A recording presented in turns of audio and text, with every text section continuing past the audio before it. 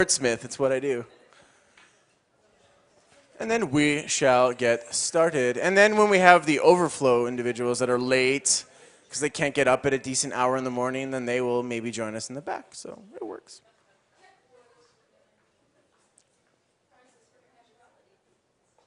I know, right? You get points. But not if you're tardy. I just really wanted to say the word tardy today. And I did. Mission. Because we likes the party. Wow.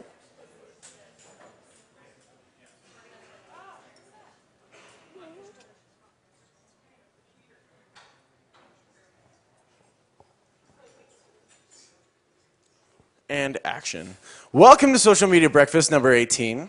Some of you heard me say 19 earlier, but it's not. So someone needs to go back and practice his words. Who here has never been to a social media breakfast before? I see a lot of new faces, which is awesome. Now, of all you noobs, and actually of all you seasoned social media breakfast veterans, how many people don't have a Facebook or the Twitter or anything like that? Are there any people that don't use social media at all right now? Kindly leave. Wow, that's awesome. Sometimes you have a few people that are just like, oh, you know what? I kind of want a Twitter. I don't know. I maybe want to use the Facebook. Well, Social Media Breakfast for the noobs is a great place to kind of dip your toes into the Twitter pool and see if the water's the right temperature before you dive right in. And then for all you people that are seasoned Twitterati, welcome. This is a great place to meet people, and it's also a great place to find out how people are using social media in their personal and professional lives to better themselves or better their communities. So welcome one and all. I'm excited to see such a crowd. This is our biggest crowd yet. So props to you guys for filling the room, and props to you all for showing up so early. So plan to stay at the take two. Plan to stay after the breakfast just to meet people, just to make friends. That's my favorite part of the breakfast, is meeting all the people that I haven't seen before. And like all your hands indicated, there's a lot of new faces. So I'm excited to meet you all. But are you excited to meet me? No, because I'm too energetic in the mornings. Thank you to our sponsors. We have MarketWire, who are just getting back onto the Social Media Breakfast Edmonton train, so huzzah for them. The good folks at the CBC, they have been more than gracious with their venue sponsorship, and they provide this awesome venue, so let's give them a hand. Woo. And the good folks who are streaming this live out there in the internets, fusedlogic.tv. We have Evan in the back, our producer. Can we call you our producer now, Evan? Nice. I like that. We're going to win awards. I feel it. And you and I will both accept the speeches with dignity and grace. And we have a food sponsor again, Capital Jeep. So what I'm going to do is I'm going to pass the rock over to the good folks at Capital Jeep, and they're going to tell you what they're all about. So we have Callie. Callie, welcome, and thank you for nourishing our minds today and our bodies with awesome food. All right. So tell us what you're all about. Well, at Capital Jeep, we're trying to change the car business. We're trying to take it away from selling you a car, and we're trying to make the actual relationship. And that's where Twitter and Facebook and everything comes in. We just want to be a part of this community. So, yeah. Well, we're excited that you're part of the community. I was a huge Dakota fan once, but I drove that thing to the ground, true story. So if you're ever looking for a truck, go to the good folks at Capital Jeep. So here's our dedicated committee. We have 4 individuals, and actually I'm going to introduce you to 2 new ones in a bit. I don't think they're here yet, but we're excited to let you guys know that they're part of the social media team. So first and foremost, we have this guy named Steve Hodges, or Hedge Hodge. He's kind of loud, talks a lot, but he is a shameless promoter of all things awesome, and he is Hedge Hodge on Twitter. And then we have Jackie Fraser, who is a steadfast champion of the great city of Edmonton, and when she's not working or going to Nate, she's involved in a variety of other community initiatives, and she is Savage Tyner on Twitter. Next up, we have Morgan. Morgan is our sponsorship coordinator. She's waving. She's got an awesome blue sweater on. She's working with Elm to get you guys some amazingly tasty food. And then we have Kylie Robertson, who is our resident photographer, and also the shameless promoter of all things awesome. And she just waved her camera up because it's way too early in the morning. But we have two new people that are joining our team. We have Randy Brzezowski, or Rand Wolven, or Group of Rogues on Twitter. He's decided to sign up, as well as Marlis Weber, or Marlis W on Twitter as well too. I think they're may show up a little bit later, but sometimes you got to use your skills to pay the bills, so they're probably off doing that right now. So welcome them to the team. If you're on the Twitter, be like, hey guys, excited that you're joining the Social Media Breakfast Edmonton party. So sometimes we read these tweets as organizing committee, or sometimes you guys will read them in the YEG feed. People are like, what the heck is this social media breakfast thing? Well, what you can do is educate them and tell them to follow either SMBYEG if they want the social media breakfast Edmonton info, or if they feel gregarious one day and they want to take the road trip down to Calgary, they can also follow SMBYYC at the lovely addresses below. So write that down if it's way too early in the morning. I take vivid notes, obviously. We need food sponsors, and if you are interested in also shamelessly promoting your organization or a client, or you know what, just want to, like I say, feed us in the morning, then contact us via the Twitter, SMBYEG, and you can sponsor us for breakfast. The costs are approximately around $250. That'll help pay for the food, the coffee, those awesome branded name tags that you guys are wearing. And then you get an opportunity to take the mic away from me and A, enjoy the silence that brings, or B, introduce yourself to the world. So once again, if you're interested, drop us a line. Also, if you are interested in presenting at a social media breakfast or know someone that would be perfect for this sort of setting, also drop us a line, either on our personal Twitters or on the official social media breakfast Twitter, or contact Jackie directly. She works very hard to bring all these awesome speakers in, and that's a true testament of the strength of our event. So yeah, let's keep it awesome, people. The next social media breakfast number 19, that will make us legal to drink in British Columbia, will be Friday, July 27th at the Mercer Building. We're going to meet up with our friends at Startup Edmonton, and we're going to just try something new. It's going to be exciting. I'm looking forward to it. The Mercer Building, I will tweet the address or put it online. Okay. I don't know if you guys know this, but you know your smartphones have like Google Maps on it?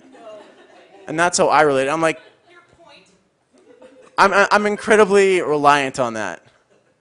I'm a landmark guy. I'm like, you know, it's by that building with like the trees, and I think there's a McDonald's there, and it turns out the McDonald's is actually a Burger King, and the trees are actually rocks. I found out I was colorblind this week, so have sympathy on me.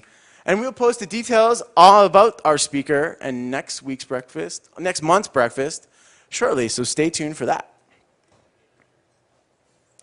And if you are interested in attending a breakfast, maybe you're in Calgary and you want to see what they're all about, the social media breakfasts in Calgary are the second last Fridays of every month. And if you'd like to know Donna, or Donna McTee, or Chet12, or any of the other committee members, follow them too, because they're just as awesome. We're awesomer, but they're pretty swell themselves. So meet them too. They're really interested in connecting with the Edmonton folk. Now, I'm going to pass the mic around, and we're going to introduce our presenters today from the Edmonton Police Service. So I will pass the mic around, and then without further ado, we will get started. So welcome, guys. Welcome the Edmonton Police Service. Let's give them a hand, guys. Hello. Oh, can everyone hear me? Yeah, this is good. Hi, my name is Carolyn, and I am the website content coordinator with the Edmonton Police Service. I'm Hans Christian Larson. I'm the marketing coordinator of the recruiting unit. Morning, everyone. I'm Constable Chapman Lee. My name is Chris Anderchuk. I'm actually a social worker with the City of Edmonton and acting supervisor with the Neighborhood Empowerment Team. I'm Tricia Boonstra, and I am a community capacity builder on the NET team in Macaulay, and I'm Chapman Lee. Constable Chapman Lee is my partner, so we work together. Yeah, would you mind? Thanks.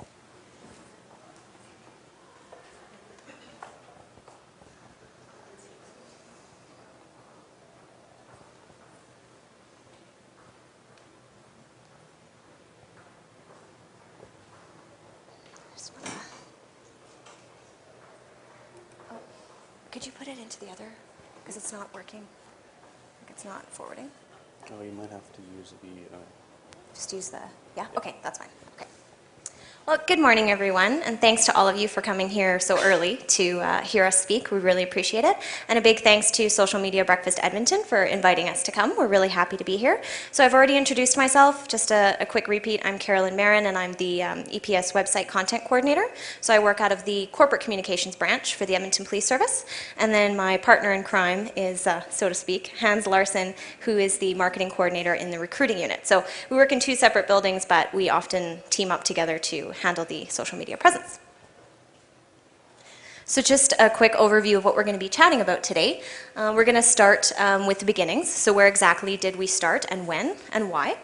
Our evolution, so where are we at now?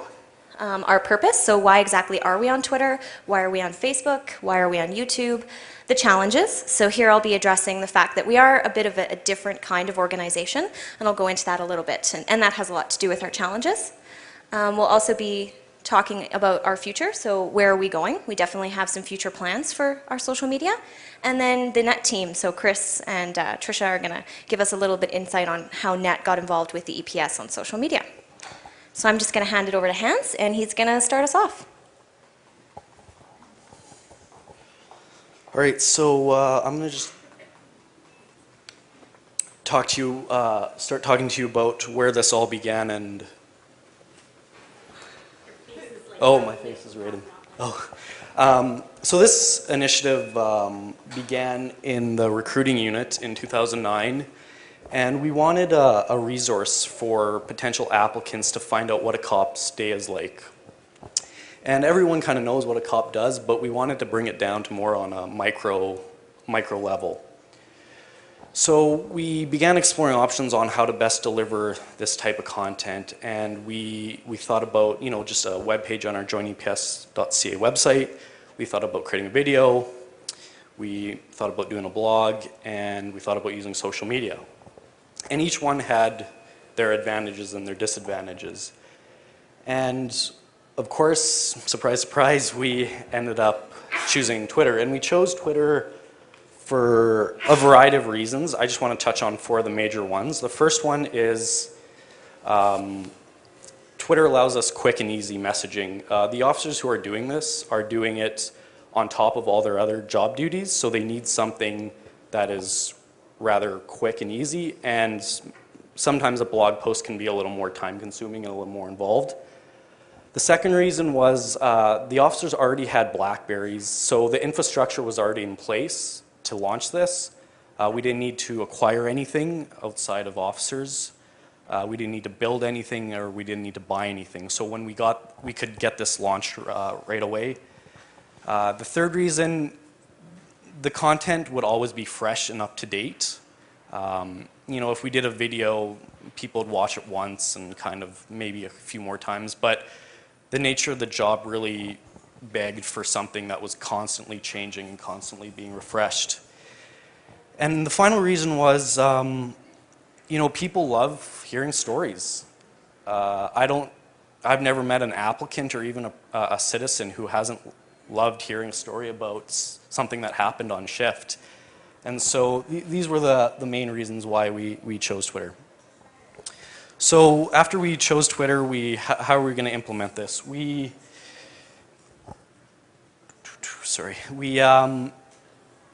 asked for volunteers for this initiative. We thought it was important for the officers who would do this to want to do it. The product would be better if they were passionate about it versus someone who was being told to do it. So when we selected them, the officers we picked, they actually didn't know what Twitter was, or they hadn't heard about it, so we had to bring them up to speed. Fortunately, Twitter's not a hard concept to grasp, so we did that. And we sat them down and we said, tweet about your day. And we want you to tweet about the exciting stuff, but we want you to tweet about the boring stuff, the paperwork. We want you to tweet about the challenging things, because it is a difficult job. And the purpose at the time was to educate the follower and to educate the potential applicant on what they may be getting into as a career. And finally, we gave them guidelines, which Carolyn will talk about a little later, but we wanted to ensure that they weren't strict enough that we couldn't get their personality across. I think we can all agree that people love following people and not companies. And we didn't want the citizens of Edmonton to follow a EPS officer. We wanted them to follow Constable Power, Constable Spiker, Constable Lee, and not just kind of a generic officer. So yeah, we did this in 2009, and we're constantly kind of evolving it and figuring out if it's successful. And we did our first kind of measurement here a few months ago, and we did a sampling of the last 3 classes we hired, and 20% of them used Twitter as a resource prior to being hired. So we're pretty happy with the initial result, and we hope to grow that in the future. And I'll pass it off to Carolyn to talk about how it's evolved from there.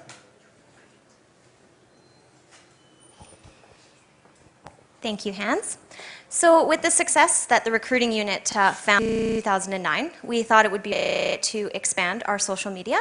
And with expansion, what I mean is we decided to add some corporate accounts. So we decided to get in the corporate world of social media for Edmonton Police on Twitter as well as Facebook.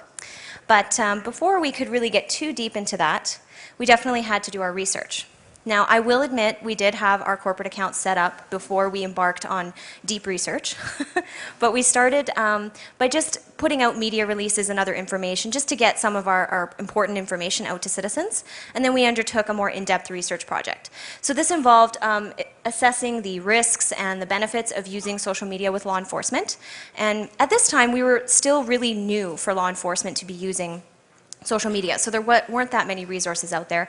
It took a little bit for us to do that research, and we ultimately discovered there were more benefits than risks, and so we decided to move forward. After that, we also did a online review. So we looked at blogs and other EPS social media, or sorry, not EPS, policing social media sites from across North America and the world, just to see what people were interested in. What are the citizens across the globe looking at when they are interested in policing on social media? So although that it could very well differ from our local audience, it gave us a starting point. It gave us a place to say, okay, here's what we think people will be interested in. Let's start with that, and then we'll talk to our local audience and find out what it is they're looking for. And that type of research also gave us some initial performance metrics. So we could look at some of the other policing agencies out there and say, what are they doing right? You know, they've got a lot of followers, or they've got a lot of likes, and we could use that as a benchmark to where we wanted to go, or to just set our own goals. So once we completed our research, we decided which channels we were going to start with. And when I say channels, I mean Twitter, Facebook, YouTube. So all of these to us was a different social media channel, a different way to channel information out to the public. So surprise, surprise, we continued on with Facebook. And the EPS actually has 9 different Facebook pages. So we have our corporate page. We also have our recruiting page, and we have a themed page for Edmonton Police Crime Prevention. We do also have an affiliated page, which is Cop Talk Radio. So I don't know if any of you have tuned into Cop Talk Radio on 630 CHED, but they do now have a Facebook page and a Twitter account, actually. So if you tweet in or you post questions to their Facebook page, they will address them live on the radio. And in addition to that, we have 5 divisional pages, so one for each EPS division, and those focus more on sending out division-specific information, in addition to any of the general messages that we send out. We also have our YouTube channels. So the EPS has 3 official YouTube channels. One is our corporate YouTube channel, which is EPS Video Online. We have our recruiting YouTube channel, which is Join EPS. And we also have an associated one for the EPS Hard Target Personal Safety course, which is the Edmonton Police on YouTube. And we use YouTube primarily to store our videos, more so than to actually as a social media channel that we focus on. So we post our videos to YouTube so that they're always accessible to anyone, and then we promote them on Facebook and our website and Twitter. And then Twitter, we expanded here, so we added two corporate accounts. So that was at Edmonton Police, which a lot of you have been tweeting. Thank you. There's Join EPS, which is our recruiting Twitter feed. And then we also have Edmonton Cop Talk, which is, again, the Cop Talk radio. We also expanded on the number of officers that were tweeting, and we added 4 extra officers. So 3 of those are in net partnerships. So they work with the City of Edmonton Neighborhood Empowerment Team, and the 2 of them will tweet together as a team. And if you're looking for any of these Twitter handles or any of these Facebook page URLs, you can visit our main Facebook page, which is facebook.com/Edmonton Police Service, all one word, and you'll find all the information in our About section. So with these 3 channels, we decided this year for the first time to try out a campaign. So just this past May, we did a crime prevention campaign. May 13th to 18th was Crime Prevention Week, and that's when we launched our crime prevention page. And so this is where we really incorporated all 3 of these channels. You know, we got some videos out there, we had a themed video for each day, we had some photos, we had some live media events that we went to, and we tried to get that information on Facebook. So one day we talked about transit safety, another we talked about personal safety. So it was just our first real foray into the social media campaign world. And it went quite well. At the end, we determined that our EPS crime prevention page raised about 200 likes within the 5 days that we ran the campaign, so we thought that was pretty successful. And since that time, our Twitter account has seen an increase of about 800 followers, and our corporate page has seen an increase of about 200 likes.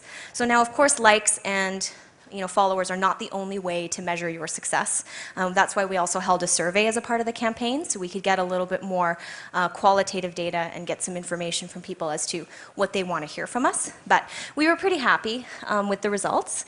Our corporate Facebook page, during that week, the reach went up by about 500%. During that week, so it showed that our targeted campaign and messaging was really being taken, and the number of people talking about it went up by about 73%. So we were pretty happy with the results. Now, of course, you need content, and the more varied the content and the more often you change that content, the better.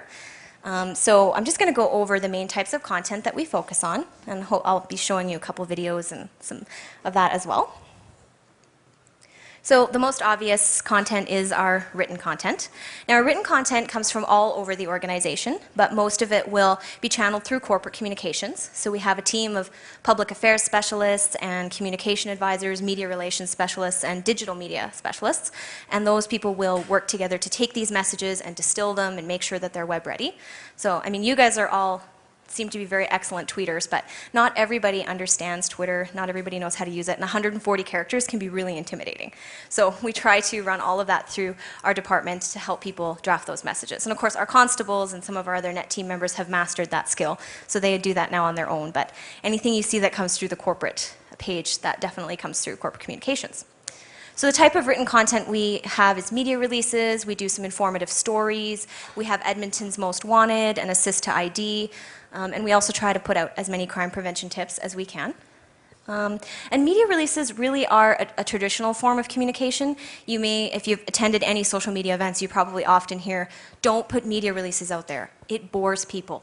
Nobody wants to hear that stuff. And there is definitely some truth to that, but there is a reason why we stick with this type of communication. So I'll go over that a little bit more in the challenges section. Of course, photos. So as Hans was talking about, we really want to give people a glimpse into what it's like to be a police officer, and photos is really important for that.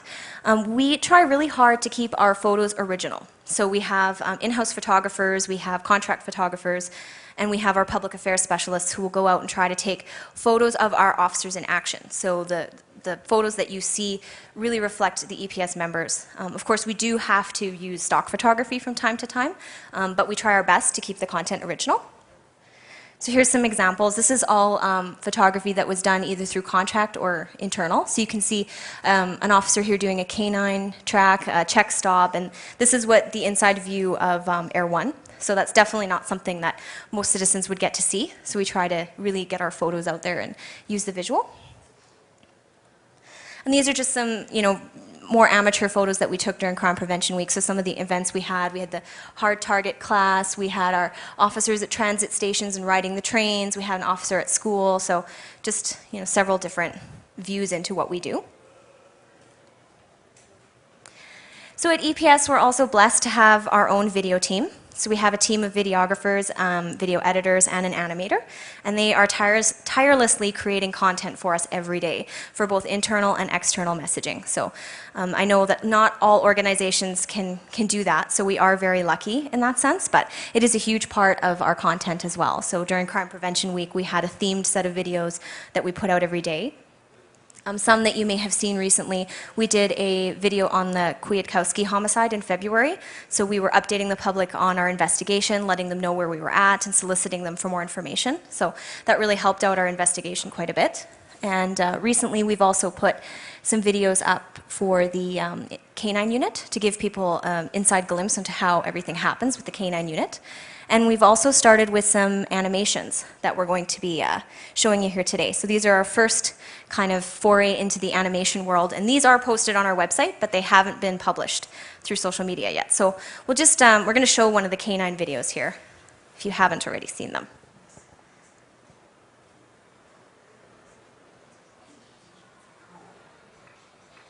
As you can get. So unfortunately, I don't think we're going to have the volume, but we'll just give you a quick kind of glimpse. About the next exercise, one of the crucial ones that these canines have to go through. Now, explain exactly what we're about to see. What we're going to see here is the criminal apprehension profile that our dogs are trained for. We train our dogs to engage a suspect in as many type of environments and scenarios that we can come up with. Now, I know that this is a safe suit for this volunteer that's in there, but most criminals obviously will not have anything like that. Are the dogs trained to kind of tackle and maybe bite in a certain part of the body? Our dogs are trained to bite virtually anywhere that they would have access to, so all over the body. Initially the training begins with equipment, and the training has to progress to working away from equipment. So hidden equipment that the dog can't see, so that they're focused on the man himself. Now, I know you guys are all part of a team here, and it's all part of teamwork, but who has to lose a bet to get into that jumpsuit? Basically, we use a list of volunteers that we have that are police officers with aspirations of becoming a dog handler. So they begin their learning with training, volunteering to lay traps, and in this case, be bitten by the dogs in training. And of course, it's good to know exactly what the dog is going to do to you to be in that position so that you know what the criminal is going to be thinking as well. Absolutely. Great. Thank you very much for that, Constable. You're very welcome. So the message is, you don't want our dogs coming after you. No. We're also going to show you some safety animations. We've got 3. They're really short.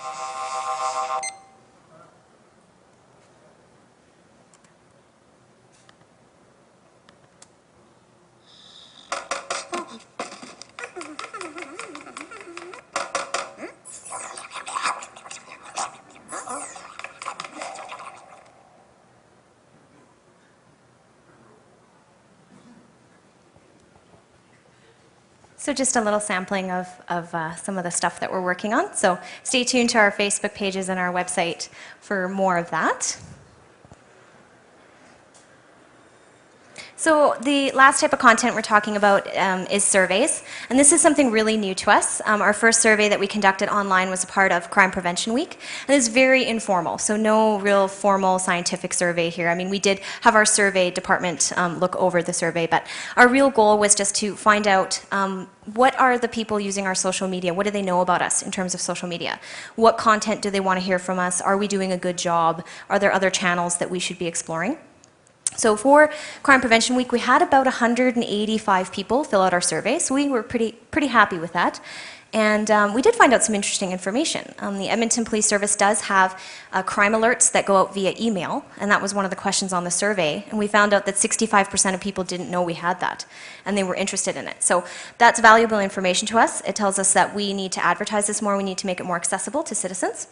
And we also asked them what other types of technology they use, and we found out that Pinterest was one of the up-and-coming ones. So that also gives us some information on where we are going to potentially go in the future.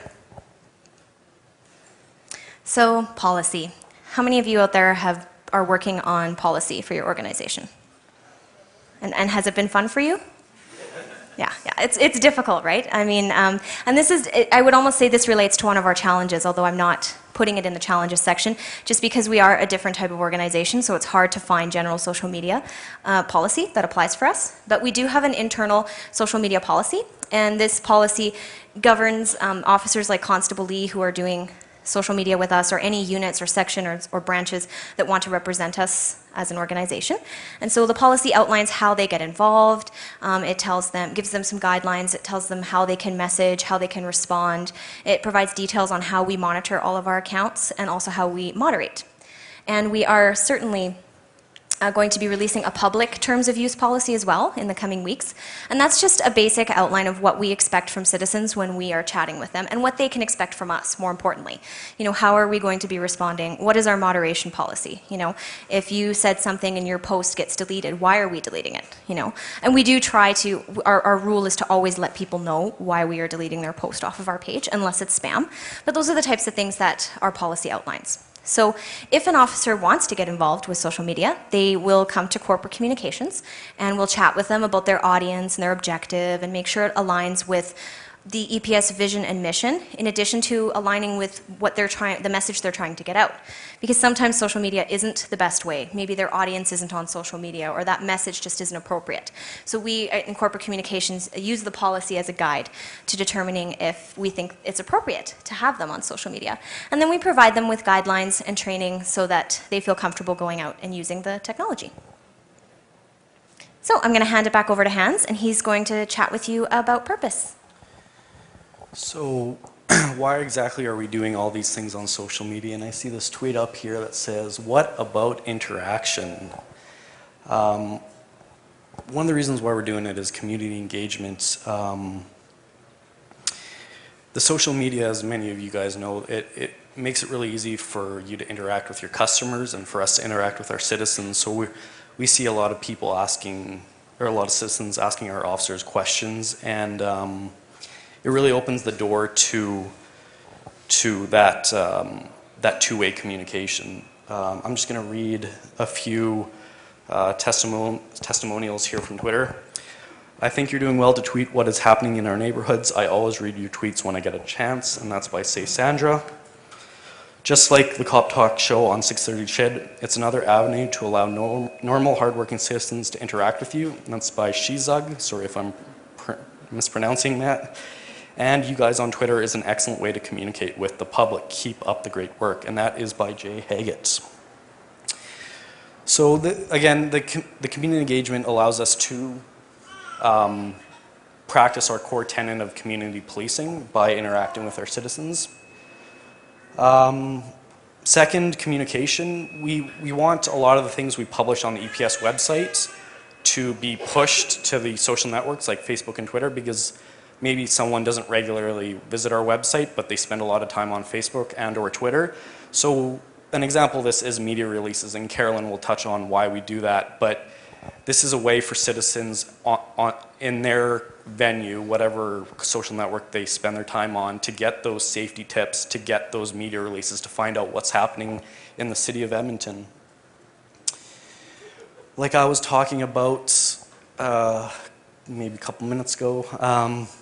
It does help tell our citizens what a day is like for a cop and what it means to wear the uniform and have that badge.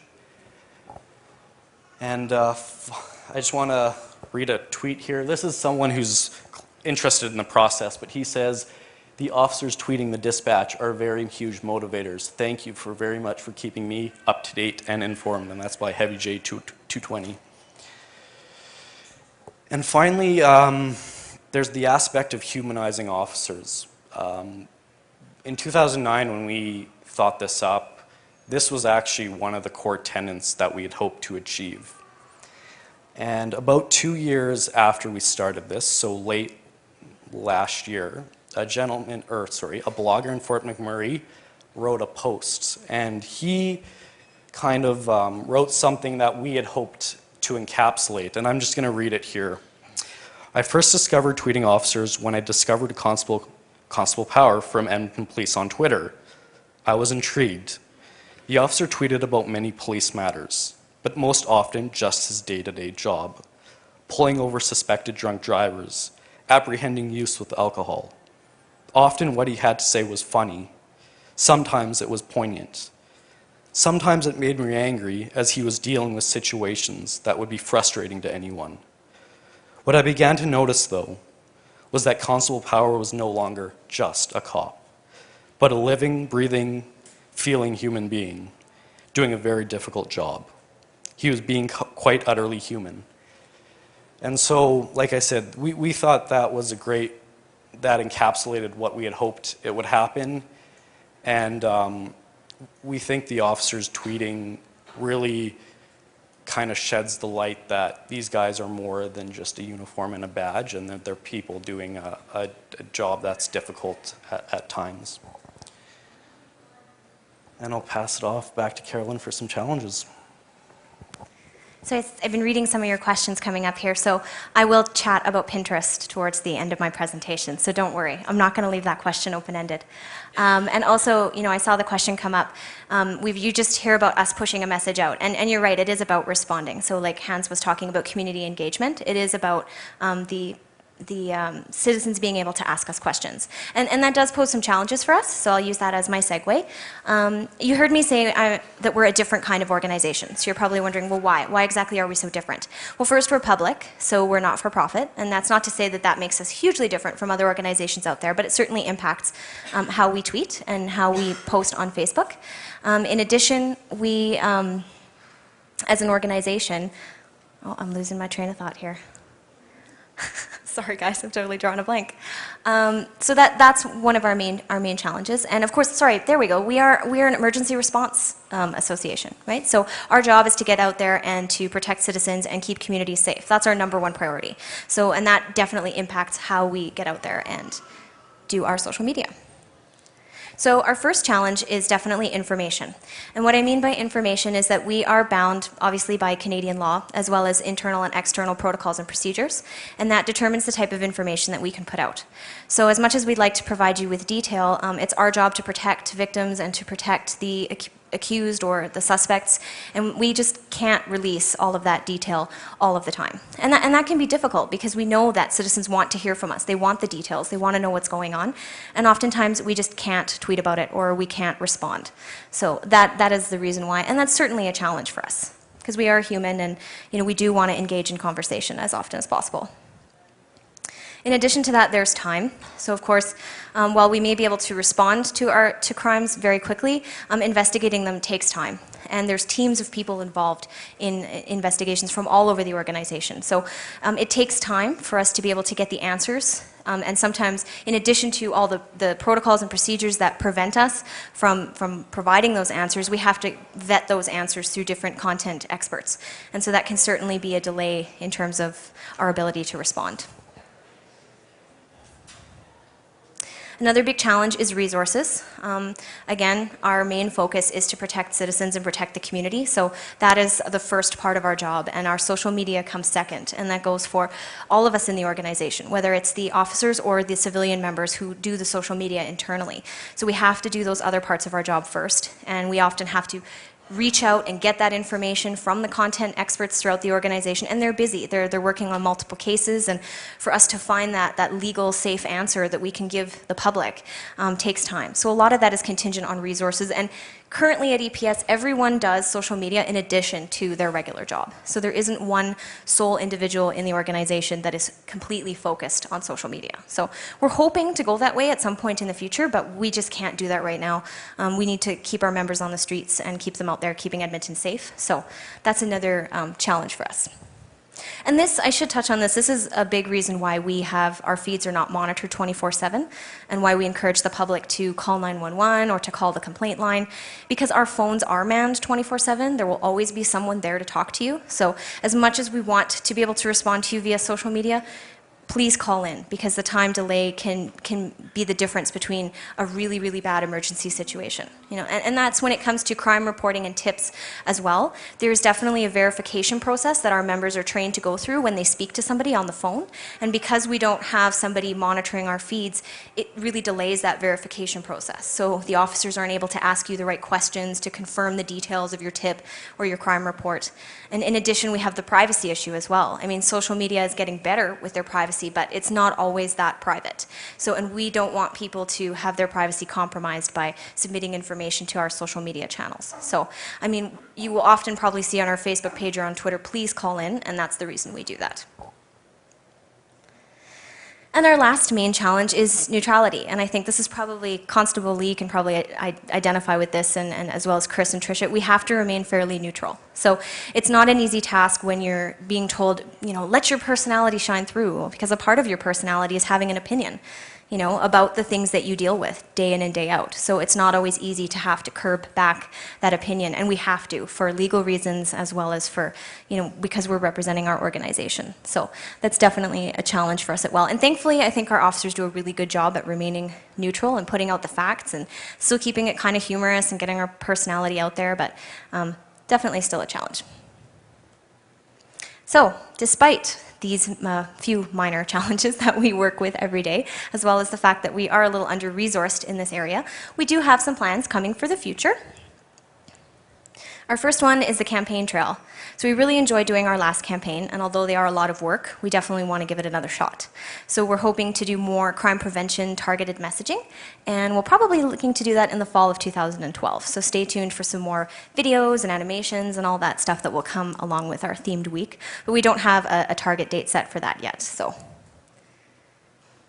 Blogs is another place we'd really like to go, and this one really is determined by resourcing, because it would more than likely be an officer who's going to blog about their experiences on patrol or in their specific unit, and that takes time. Again, this is something that they would more than likely do outside of their shift. So once we have the resources, we'd really like to move into that world of social media as well. Other channels, so Pinterest, you see my little pin it there. So based on our survey, yes, we did see that was probably, after Facebook and Twitter, Pinterest was probably the next one that our audience was starting to use. But looking on Pinterest, we haven't found a whole lot there on policing yet. And that's not to say that we can't be the first, but we just don't feel like our audience is 100% there yet, and that our messaging is there. But that's not to say we're not going to do it. We are keeping tabs on it, and we're constantly thinking of ways that we could promote information through Pinterest. So it's really just a matter of time before we get involved in Pinterest, and potentially other channels. And what this slide really represents is that we are always looking at what's going on out there in social media. It's sometimes we have to determine that, our audience just isn't there, or it doesn't meet our objective, or it doesn't fit with the organization's mission and vision. So we won't go into that channel if that's the case, because we are tight on resources, so we have to be careful with how much we actually put out there and how many more channels we take on. So it always increases our monitoring. Crime reporting. So I just said you can't report crime reports and tips on Twitter, but we are looking at developing an online crime reporting system, so for minor crimes. And this is in the early phases right now. They've started talking about it. They're in the project planning stages, and we're hoping within, I can't really give you a really good timeline, hopefully the next 2 years, maybe sooner than that, we're hoping to have an online crime reporting system. So another way for you to submit your minor crimes without having to come in and talk to us. Although we do love it when people come in and talk to us. Face-to-face communication is always good as well. So that concludes my part, or Hans and I, and for social media overview. So I'm going to hand over the microphone to Chris and Dracek, who's going to talk about NET and how they got involved with the EPS and moved into social media. Well, good morning. My name is Chris Anderchuk. I'm a social worker with the City of Edmonton. So we work with the Edmonton Police Service, but we lack the Batman belts. I think that's the major difference. Just some housekeeping. Neighborhood Empowerment Team is the result of a four-way partnership, which includes the City of Edmonton, the Edmonton Police Service, the United Way, and the Family Centre. Now, what that looks like on the ground is a constable, a social worker, and a youth worker who all work together in targeted communities. We're in 6 communities throughout the city.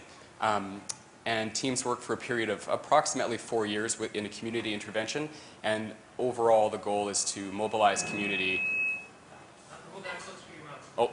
Build capacity, there we go. And of course to reduce crime and fear. Prior to this gig as supervisor, I was actually deployed into Macaulay with Chapman Lee as one of the key parts of the violence reduction strategy. And a fundamental aspect of that strategy was reducing the fear of crime and perception of violence.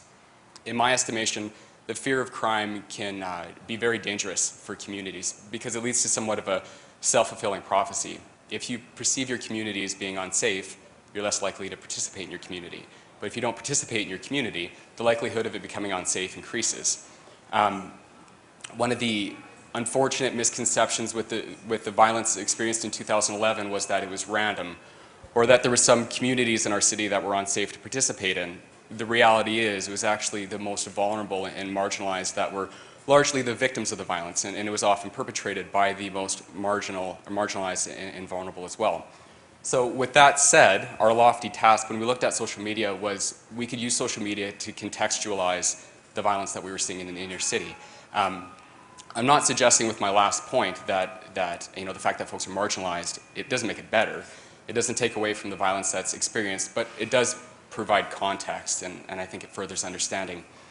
So we took this lofty goal to our respective communications people with the city and with EPS and all our partners, and they were very supportive. At that time, though, the suggestion was that we not just immediately jump on Twitter.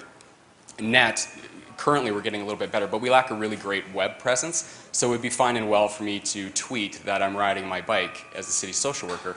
But unless you understood our mission and mandate, it really was not as effective. So I started posting to Transforming Edmonton, and Chapman started a Twitter account.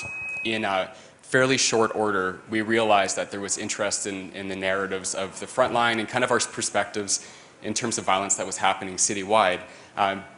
That's based on the amount of followers that Chapman had and the hits that we received on the Transforming Edmonton blog. So shortly after that, I started a Twitter account to complement the blog, and that was our experiment in Macaulay. It fundamentally changed the way that we as the Neighborhood Empowerment Team do business. Currently, our community capacity builders, it's another term for social workers, they're all on Twitter, varying degrees of tweeting, but they're all on Twitter now, and we just launched our Facebook page as well, in addition to blogging on Transforming Edmonton.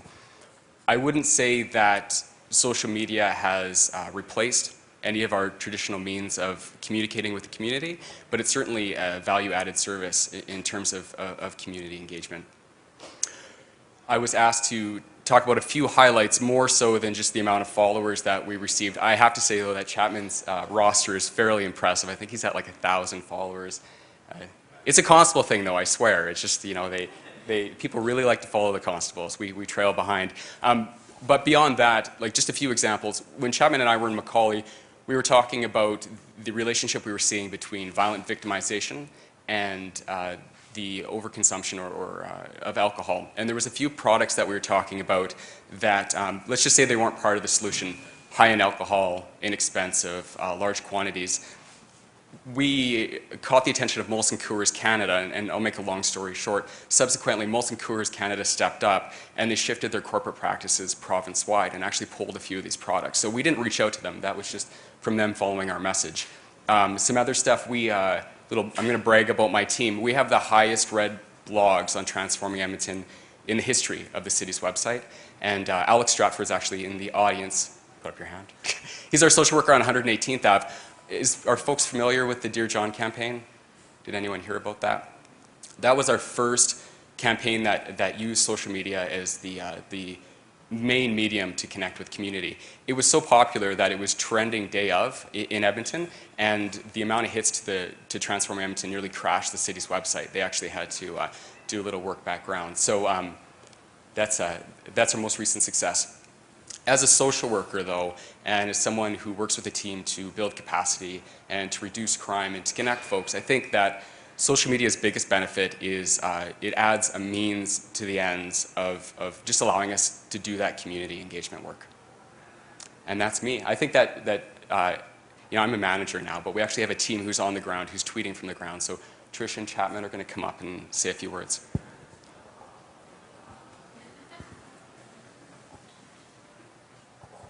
Okay, thanks.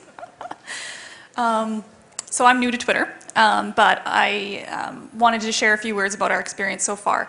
And so one of the benefits that we've experienced as a team is that it allows, as Chris mentioned, for the wider Edmonton to know what's happening in a local community and reduce maybe not reduce, but just clarify the perception of what's happening on the ground.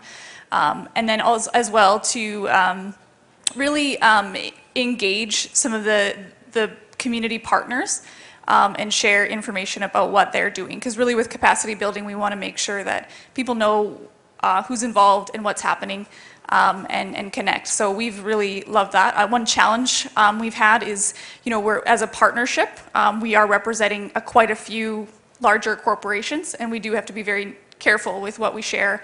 And so not only just EPS, but also the City of Edmonton, the Family Center, and United Way. So we're representing quite a few as we do that, as well as I would add you know, another one there with the community that we serve, right? So the community people that we work with. So that's all that I wanted to share. What she said. But with myself, I'm pretty new to Twitter. I'm one of the police officers that had to learn how to use Twitter. I never touched it before. So it's one of the challenges that I face a lot is finding a good balance between Chapman Lee, the police officer, and Chapman Lee, the person. It's important that people know that I'm a real person. I'm not just a robot. But at the same time, I have to also be very careful.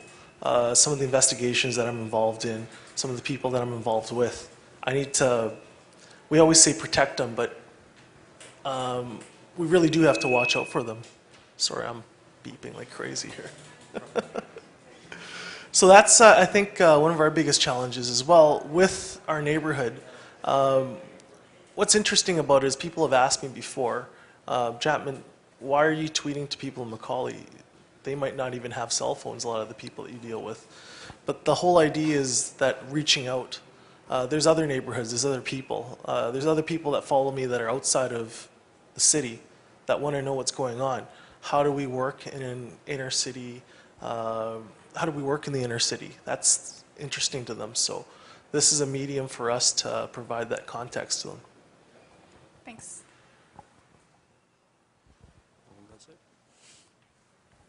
Well, that concludes our presentation.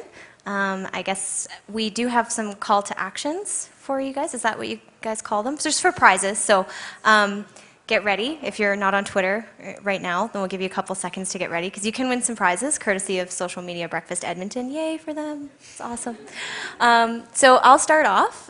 So I hope you were listening during my presentation because mine's going to be a little bit of a sort of pop quiz question. So do include SMBYEG in your tweet as well as Edmonton Police and tell us how many Facebook pages do we have. And the first person to tweet that will win a prize. So SMBYEG will be watching to see who the first one is, and if you are that person, then you get a prize.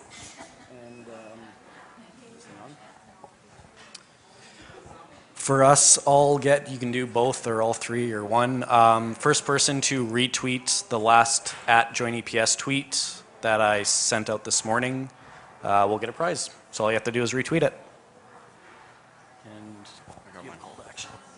Mine is extremely simple. Anyone who just or first person rather who retweets what I put out this morning, there's a prize in it for you.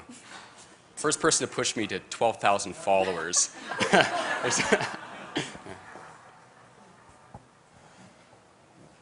got your answers there.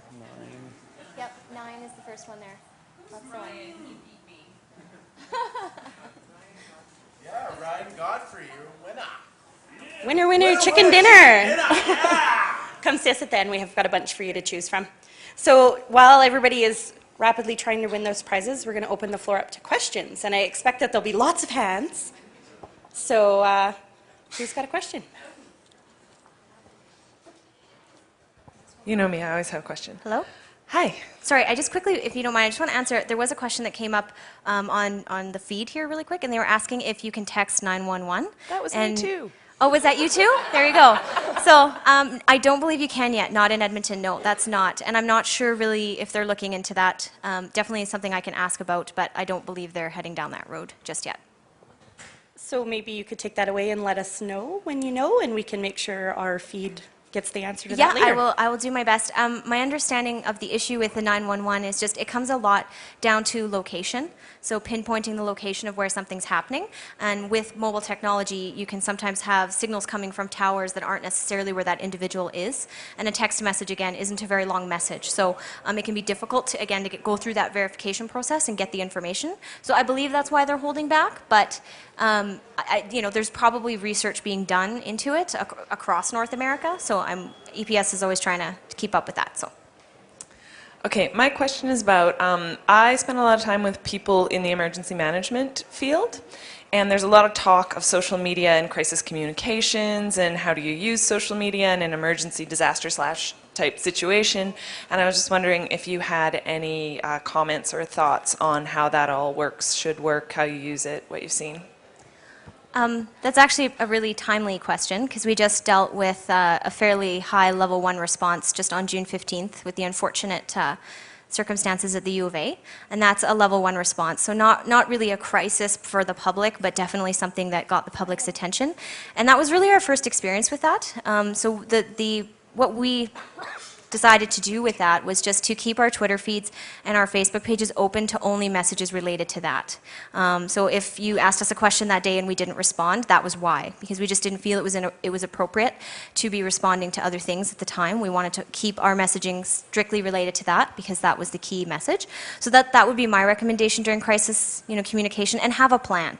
I mean, definitely have a crisis communications plan. I've looked into that a little bit. I know there are, I believe the University of Colorado in Boulder is working on a big project right now with some of their PhD and master students about crisis management, and they've tested out using Twitter and other social media during the tsunami and during the earthquake in Haiti, and how they could use that to get the messages out, and they were actually able to pinpoint where these tweets were coming from. So they are working on developing that technology, and I would definitely check out the University of Colorado in Boulder. They're probably a good resource if you're looking into that, but above all, have a crisis communication plan and have some tweets ready, some emergency tweets. So if you're not able to respond right away, then make sure that you have a tweet, especially in the case of a crisis, a public information message or something like that that you can just have ready and tweet out right away.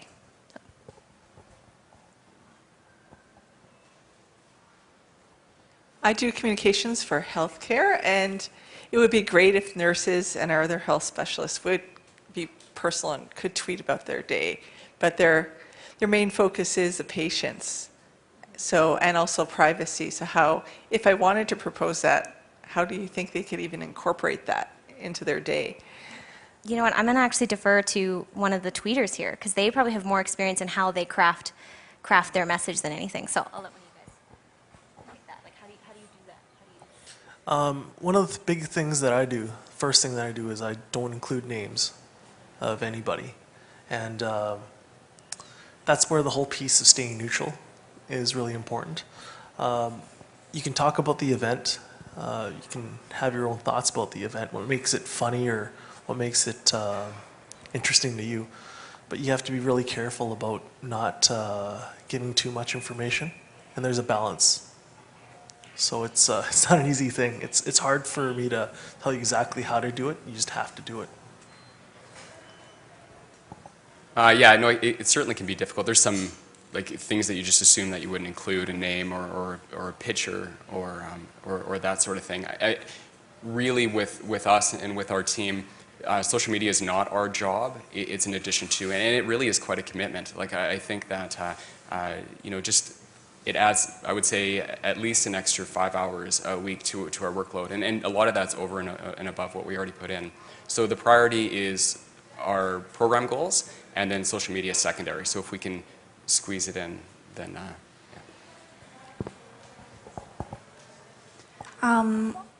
I guess for me, I'm definitely crafting, being really aware of whether when I'm releasing something, it's more of a curious nature. So making sure that I'm asking questions rather than forming an opinion about something. And so that sometimes wording can be tough that way. And also linking it to a wider context. So when I'm crafting, I'm really being aware of where else can they find more information about this, so that my one tweet or someone's on top of that is not forming an opinion, that they look on the wider context of what's going on. As they form an opinion and as they interact. And I'll just add something. When we got started in 2009, it was uncharted territory for us, because we had the first 2 officers. And you know what? At the end of the day, you had to explain them what they had to do, and you had to trust the person who's sending out the tweets. So whoever you do pick, make sure they know the do's and don'ts. Make sure they have common sense, and make sure above and all you trust them, that they're going to represent your company or your company well. So. And just to add to that, because you're asking about how do you make a proposal for that, I would say, make sure you have some social media guidelines that you can offer as a part of your proposal. Again, like what Han said, the trust, and talk about monitoring, about having a monitoring system in place so that you can check in on these people from time to time. And of course, they're going to make mistakes sometimes. That's just what'll happen.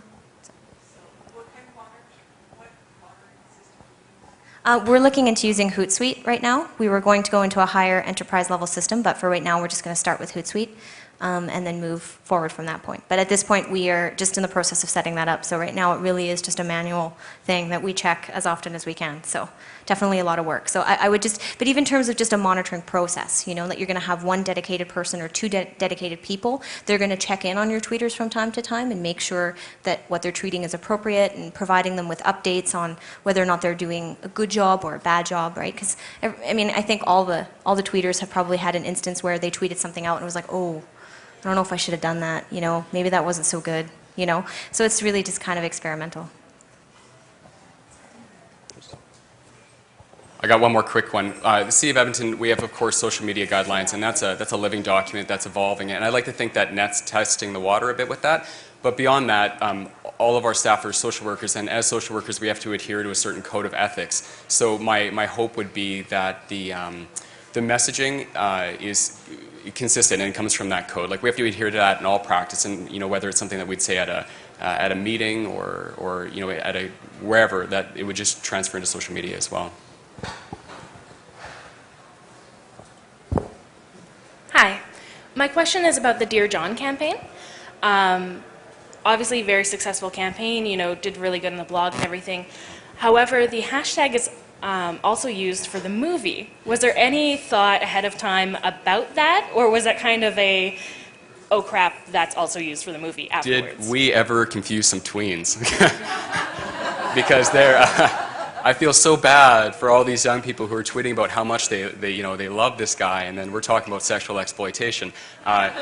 Someone coined it a hashtag collision. So I think like Alec can speak to this, but I think the lesson learned was that it was our first time, and it was caused some interesting conversation, but we really need to be a little bit more diligent in terms of seeing if that's an original hashtag in the beginning.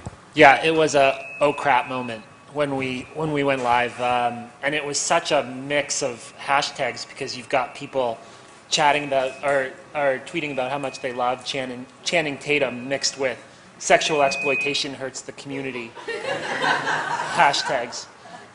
So it was definitely something that we learned. The next time we do a campaign, which we will do another social media campaign, we'll make sure that we've got our own hashtag so that doesn't happen again. It did probably get us more followers, though, in the end.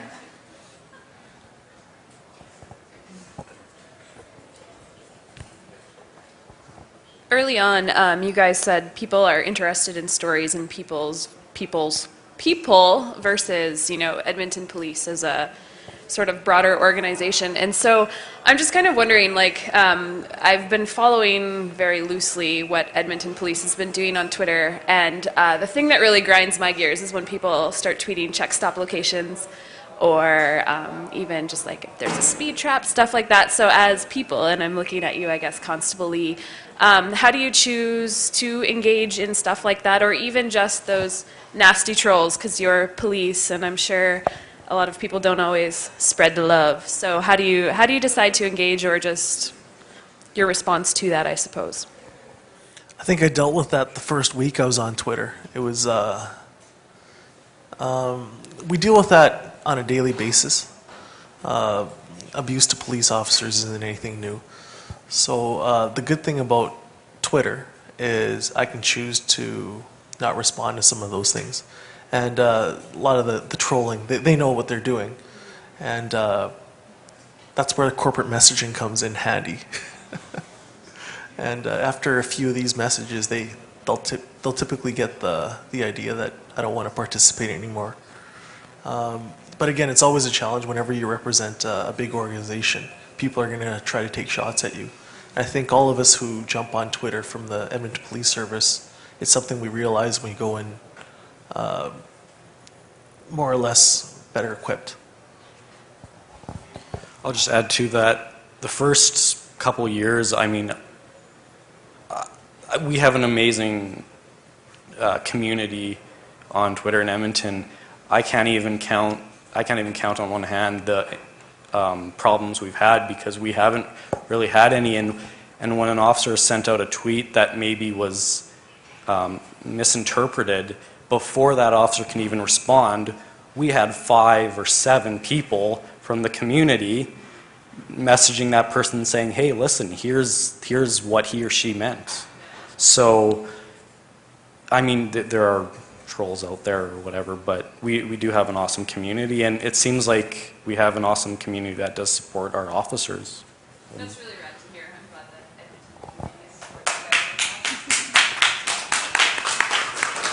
that That's actually what I was going to add, was that a lot of the times we find, even with our corporate account, we don't have to go and respond to these people because other citizens have responded for us. And what I really try to tell our tweeters is, you know, you don't always have to respond. You really don't. I mean, if you look at a tweet and you know that this person is just trying to take you down a negative road and get you into hot water in terms of the conversation, then you can choose not to respond. I mean, and I think that's an important rule for everyone when they're using social media. I mean, responding is important and we aim to respond, but sometimes, you know, either we can't or we just assess the situation and say, you know what, I don't know if this is a good conversation for us to enter into. Not because we don't have something to say, but we think that regardless of what we say, the conversation is going to get continuously more negative, right? So we're not afraid by any means to hear negative feedback. If you have comments for us that maybe aren't the nicest, we will listen to them, you know, and our policy is not to delete a comment unless it uses any sort of defamatory language or it's insulting to us or to other people, other users on our pages, or if it's using bad language. Those are some of the reasons why we might not respond. But if you start to do that continuously, like Constable Lee said, we'll send you a message. We try to do it privately to let you know that this is not the type of behavior that we won't engage with you, and we will block you or delete your posts if you continue to do that. Because it's not fair to the rest of the community that comes to our page and does want to talk to us. They don't need to be dealing with that kind of behavior either. So it's a difficult task, though, to make that judgment sometimes. Hi there. I'm a former crime reporter, so I still believe that that crime reporting has a big effect in the community, and obviously you guys are a storehouse for a lot of information. Do you guys have a strategic policy around responding to news articles or adding information or correcting information you feel is wrong in media reports using social media? We don't at this time. If anything, we defer those to our media relations team, so the actual people that talk to the media and talk to the reporter. So if we notice something, we'll tell our media advisors and we'll let them contact the news outlet to try to correct the information. So that's what we try to do right now, but that is a really good suggestion, so it's something I can take back. Sorry, sort of a side question to that was just, Sorry, a side question to that is, do you guys have an overall strategic direction? Like, obviously, NET gets involved with, community building in particular communities, but is there an overall strategic plan for your communications to affect ideas or directions across the whole city? I wouldn't say we have a citywide plan. Our strategic plan right now is just to try to get more resources so that we can talk to people more, get into more of those one-on-one conversations and respond. And of course, through those conversations, we'll hopefully be able to address some of the citywide issues. And then to focus on more targeted messaging. So whether that's community specific or citywide. So for example, in the fall, we are looking at potentially doing a campaign around going back to school in September, right? So things for people to look out for kids when they go back to school, and some tips for parents and tips for teachers. And so we're just going to try at this point. We are still really testing the waters with different key messaging. It's really a resourcing issue that's keeping us from fulfilling any sort of larger strategic plan. So I have some comments from the chat room, which is another back channel going on now. They had a lot of questions about the lack of engagement regarding talking back and like not responding to people, and you kind of addressed it saying that sometimes it's inappropriate or there's a policy against that. Yeah. They replied to that saying, if you could let people know that you can't respond as opposed to just not responding, that would go miles in their minds. Thank you. Yeah, and we do, if we can, we try to issue a statement that says, I'm sorry, we can't comment on that. But in some cases, it really depends on the tone of the information that we get as well, right? If we feel like it's overly negative or they just want to sort of pick an argument with us, that's sometimes why we don't say anything, just because if we tell them we can't respond, they're going to be mad at us anyway, right? It's a lose-lose situation. But that it is really good advice, and thank you for that, and we'll take that back and we'll do our best to try to respond regardless. I mean, we definitely try, but a lot of times it's a time issue. But thank you, we appreciate it. They say thank you.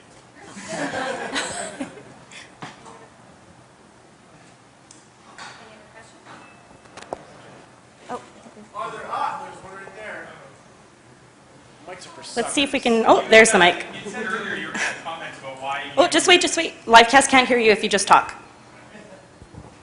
You had said earlier you were going to comment about why you push out news releases through social media and why you do see the value in still doing that. I also believe that it's not a bad thing as long as that's not the only thing that you're doing with your accounts.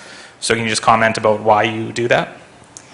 Yeah, and really it's because, it's a more formal, you're guaranteed that when you read our media releases that information has gone through all of the checks. It's been vetted through all of the content experts throughout the organization. It meets our legal requirements. It follows our protocol and procedure. It is exactly the information that we can release to the public.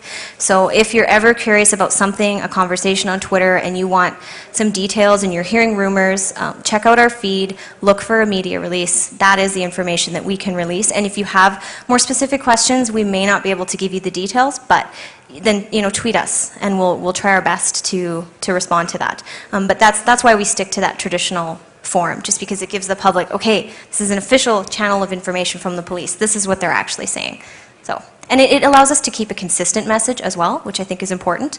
The message that the public's getting through Twitter and through Facebook is the same message that the media is getting. So whether or not the media, investigates further and includes more of a story, I mean, that's beyond our control. And sometimes they do a great job, filling out the story. So, but that core information is our consistent message. Do you use that to try and correct the record sometimes too? If 2 or 3 days after an event, people come back with more questions, you can reference them back to that? Yes, yeah, we'll definitely do that. And sometimes we'll issue follow-up media releases. You've probably seen that too. We'll start off by saying, this has happened, we're looking for this individual. And then a couple of days later, you'll see another media release saying, we've caught this individual, or we have a suspect, here's a photo, can you help us, right? So yeah, we'll definitely try to refer people back to that if we can. I just, have a question for you in regards to engaging the public and whatnot. I was a big fan of when you did the campaign earlier in the year with the outstanding warrants and the kind of the public shame campaign sort of deal. I know that, and I'm not sure if this is something that can be done in Canada, but in the States, a lot of places, in a lot of communities, what they do is they publish almost a weekly magazine of all the people that had mugshots taken that week and that were arrested, and they publish it to the community and they sell it for $1. And it's basically just a picture of everybody's had a mugshot taken and what they were, arrested for and why their picture was taken. And do you feel that would be something that might could work here in Edmonton as well, or is that something that we can even do due to privacy laws and whatnot? Defer to the officer Yeah, here. absolutely not. When we arrest somebody, we don't convict them. How it works is police arrest on reasonable probable grounds. And when we arrest them, we photograph them. That information is protected and is private because it could turn out that you don't get convicted. The judge doesn't find you guilty. And then meanwhile, you have a mugshot of you and what you got arrested for floating around outside. It's not good for anybody. Yeah, no, agreed. And I know in the States they're able to get that information through privacy, access to privacy requests. And so that's probably not something we could do here, eh? Like, it's just, it's too protected. Yeah, I would definitely mirror what Constable Lee has to say, and it's interesting that you brought that up because we were looking at that. We read some articles on it that came out through the States, and what happens a lot in the States is that there's other companies out there on the web that will take these, you've probably heard of that, these photos and publish them. And so that's where you would, with law enforcement, run into problems because it's hard to get that information back once it's out there, right? So even if we posted the photo and then they were found not guilty, well, now their photo and their information is out there. And in the States, some people are paying, a lot of money to get these photos taken down. So we don't want to, head down that road. True enough, thank you. Anybody else? I had a quick question that hasn't been touched on, but I think is an interesting issue, is Amber Alerts. I know we've seen it several times in Edmonton where the Amber Alert is still being retweeted and tweeted the day after the child was found. What would you recommend for us social media savvy people about making sure we have the most current information when it comes to things like that? I believe Amber Alert has an official Twitter feed, so I would say follow the Amber Alert Twitter feed and see what they're posting and try to stick with them. And you can also follow our Twitter feed if it's dealing specifically with something that the Edmonton Police is handling. We'll definitely put out a news release that says that person has been found. So check that feed, and then we'll be updating that as quickly as we can. Thanks. One more question? Anybody? Apparently not. I'm going to hand the mic over to Steve. That was weird for me. It's like breathing talking into a microphone. So I was like, but excellent questions. Thank you guys so much for coming today and presenting for us and nourishing our minds about the awesome things that you do. I'm definitely going to follow more and more about what the social workers are doing and what the officers are doing and what you guys are doing. You guys are doing some amazing community building in our city, and I thank you for that. Another thing I wanted to plug is actually my SMBYEG on Twitter. How many people follow my SMBYEG on Twitter? Because if you don't, you darn well should. They're the community feed for the Edmonton CBC, and they shamelessly promote some awesome things. Annette, the gal in the lovely polo shirt back there, is amazing. She is a shameless promoter of the CBC. She is a shameless promoter of our city. So definitely follow them and stay tuned to their sweet tweets. So now it's some people's favorite part of social media breakfast, introductions. We're kind of box breakers in this sense. I love the eye rolls. Pardon, what now? Yeah, a round of applause first. Really loud so the people on internet lands can hear you.